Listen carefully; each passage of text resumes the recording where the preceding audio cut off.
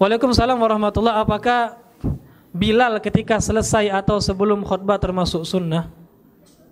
Maksudnya Bilal ketika selesai, Bilal, oh maksudnya yang membawa itu ya? Khutbah yang pertama, kenapa ada Bilalnya maju ke depan gitu ya?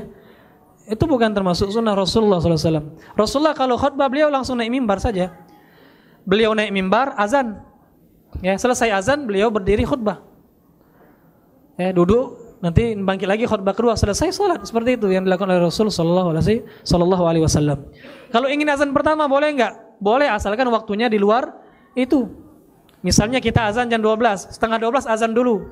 Boleh, itu sunnahnya Utsman bin Affan. Tapi yang dipraktekkan di Indonesia ini kan enggak. Ketika waktu masuk salat dia azan, nanti khatib naik itu mimbar dia azan lagi. Bukan seperti itu sunnah Utsman. Bukan seperti sunnah Utsman bin Affan.